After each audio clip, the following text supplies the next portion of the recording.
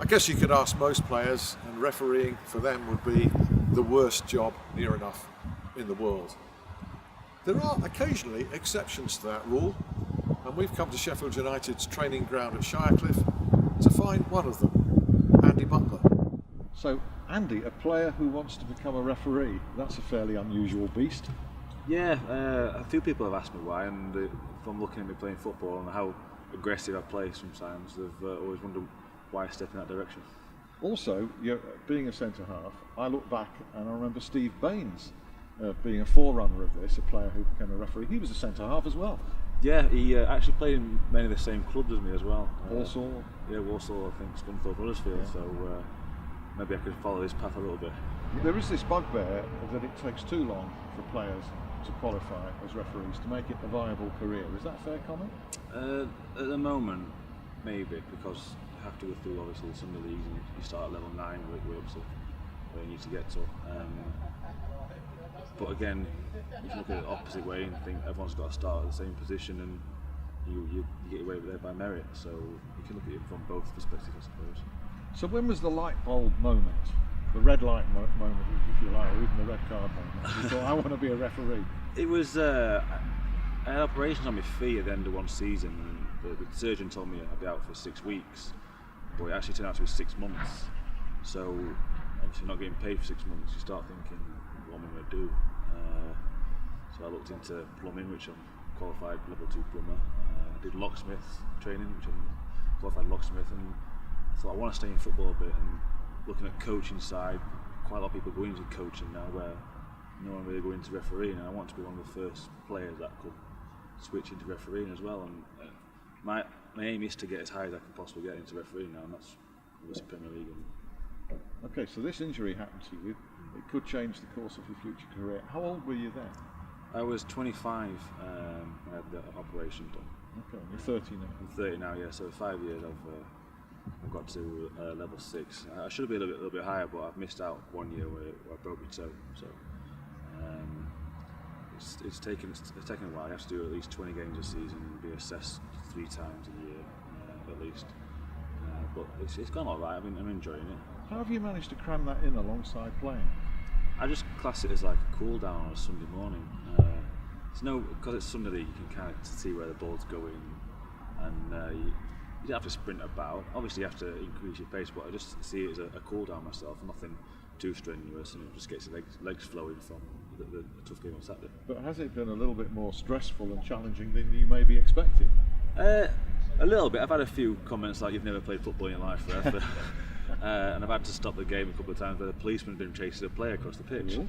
Yeah, so there's been interesting things, but overall it's been an enjoyable experience. Tell us about the policeman chasing the players across. It was just a little Keystone Cops moment where it wasn't actually a player, it was a person running away from the policeman. He was chasing side to pitch, tried to stop the game while the policeman chased him. Eventually the kid ran into a fence. Oh, right, so it wasn't a player? No, it wasn't a player, no, it was just someone running away from the policeman. Yeah. So, how are you with players? Do you believe in communicating a lot or remaining aloof? Or? No, I do like communicating. I think it's massive. I think from the respect programme we've done now, I think it works both ways. If we get respect of the referee, obviously the player needs respect as well. So talking back and forth, it encourages a little bit of banter between them and a little bit like communication. You mentioned that you've got an ironic comment. You've never played the game in your life. What did you actually say, by the way? I just smiled and nodded, and then his manager eventually told him at half time, so he came out at half time and apologised.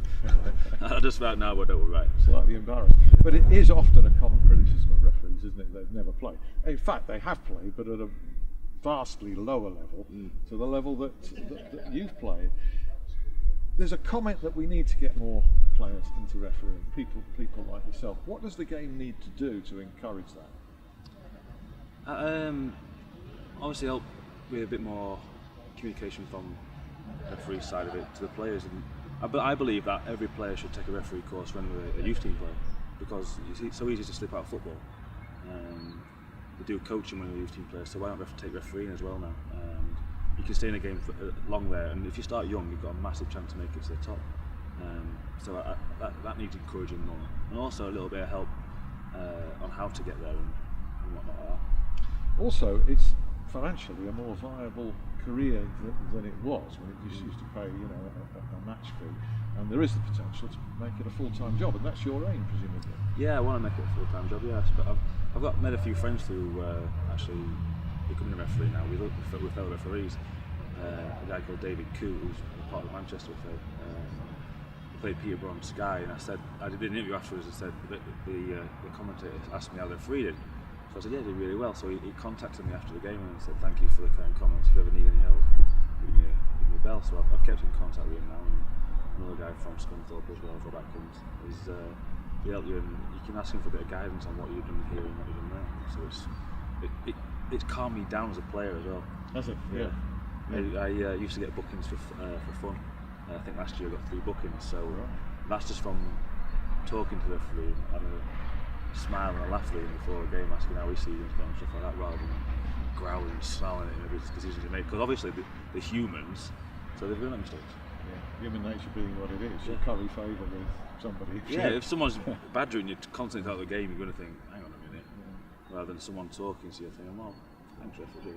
3 yellows is pretty good for a centre half. Yeah, I had 2 reds, but 1 got rescinded. So I've had, to be fair, out of my 4 red cards I had over the last 4 years, I had half of them rescinded. So I don't know if that's helped me either. Yeah. So were you previously getting bookings for dissent? See, even the insects don't like referees. I had a couple for dissent, yeah, but more. I think a few fouls, but again, if you're snarling at a referee, you commit a few fouls, then he remembers as hell. I remember your face when you growled earlier, rather than hang on, I'll take a lenient step back a bit because I can understand you're not that aggressive player. So I think that would probably help me a little bit. So you were accumulating yellows by accumulating tackles, foul tackles. Yeah. Your judgment's a little bit more. Yeah, I can see where they're coming from now when I say it's excessive force or something like that. What about sympathy for a referee who's having a bad game? We all have a bad day, and you know it's a very hard thing to find, isn't it? For somebody who's ruining your afternoon, he might be having a wretched one himself. Yeah, there's a lot of sympathy because they are big decisions. Obviously, I've not made decisions on that scale yet, but even in some league, you make a decision and you look back at it after the game and think, hang on, I should have done that a little bit better, and maybe I should have booked him that time. So there's a lot of sympathy because, like I say, they're only human beings and they do make mistakes. We all make mistakes. No one's perfect. So as players, we make mistakes, and that's why we get booked. Does having played help? I think it does. Yeah, I think you can learn a lot from obviously positioning of players and how players go about little trips and niggles and stuff like that. You can kind of see what they're doing. Obviously, the referees that are refereeing now are brilliant standard, and they've learned the trade through refereeing through other leagues. But I think playing does help. Yeah. Do you talk to other players about what you're doing, and do you ever get a response from others that, well, hey, I might try that? Yeah, I've had a couple of lads asking how you get into it, and it's just a course, like a 3-day course I did when I was in Wolverhampton. And you take an exam every year, obviously to try and pass into promotion seasons.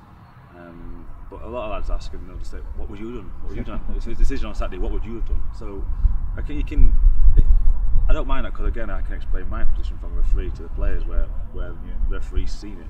Maybe you can help within a dressing room in the debrief to a game when the tempers are very high, and you can actually rationalise it, perhaps.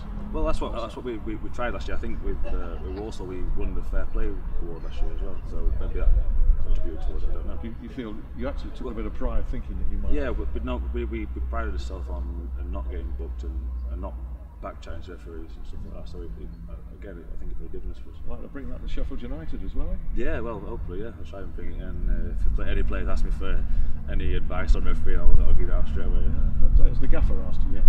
It's not asked me yet, no. I'm sure there's a lot of play time for that. Yeah. Okay, so your ambition is to reach the top. That means getting into the select group with elite referees who operate in the Premier League. And I don't know the precise amount that they earn, but I think it's a minimum of £75,000, £80,000 a year, which is a good salary by any standards. Great salary. Yeah. Because people forget that only the very, the £100,000 a week, so right up the top. Yeah. Coming down to the level we're at now, it's obviously scaled down. That's going to require a lot of hard work, isn't it, and dedication?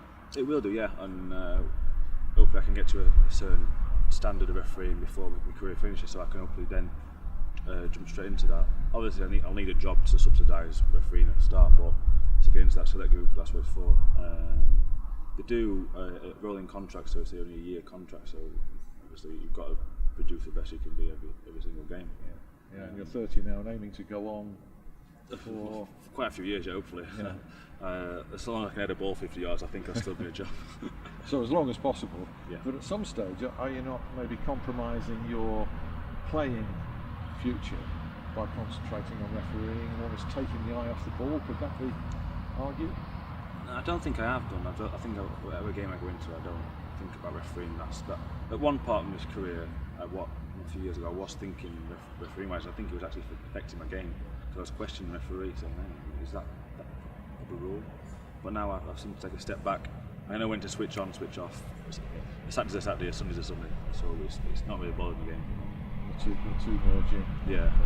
And what's your view then of the standard of refereeing? You've been a player, been around for a fair time.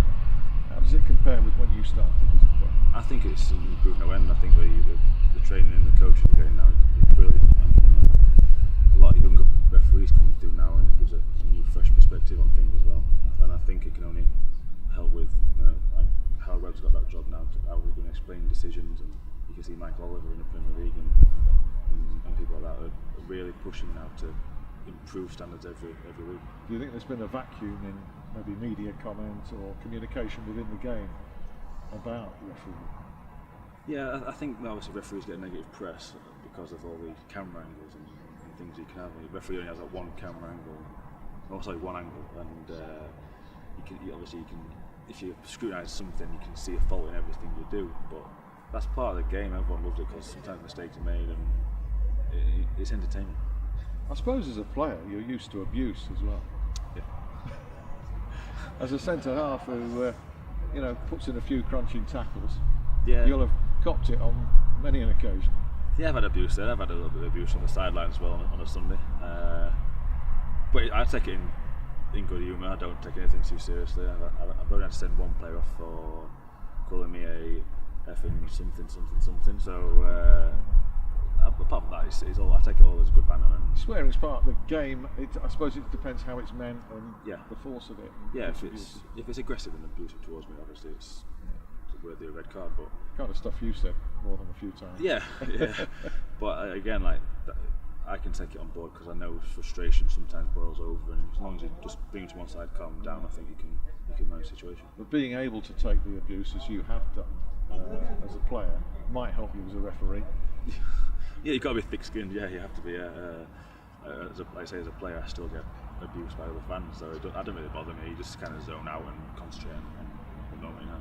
But I suppose on a Sunday morning you can hear the shouts more clearly than you can on a Saturday afternoon or Tuesday night when it's general. You can hear the specific. Yeah, you can do. Yeah, and like I say, it's on the Sunday league. It's different because most of the players know each other and have been out the night before, so they've got a bit of banter. But like, on the sideline, it's not too bad. You can deal with it. It's nothing too excessive. You mentioned about younger referees and Michael Oliver. I suppose were you to move into refereeing at 34, I'm not suggesting you won't go on longer than that, but 34 would be relatively young. They are getting younger now, and that has presumably improved the fitness. Yeah, they do a lot of fitness training now. You see the testing. You have to do a level 4 to get level 4. You have to do a fitness test now. And like Phil Dowd, I think he lost a lot of weight from one season to the next, and it improved his game no end. After I think it was the FA Cup final, he lost a lot of weight, and you could see in his refereeing he was more mobile. Even Clattenburg, you watch him run up and down, is next to the players, he's running with the ball. So yeah, fitness has improved no end with referees.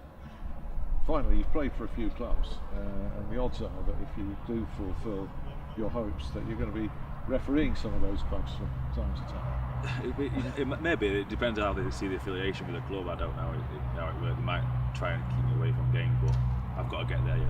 So I'm not looking too far ahead. I'm looking at next stage. Okay, thanks ever so much for sharing your thoughts and your hopes and your dreams. Not many people dream about becoming a referee. No, not many, no. But good luck to you. Thank you Thanks very ever much. so much. Thank you. Yes, Cheers. thank you. Thank you all.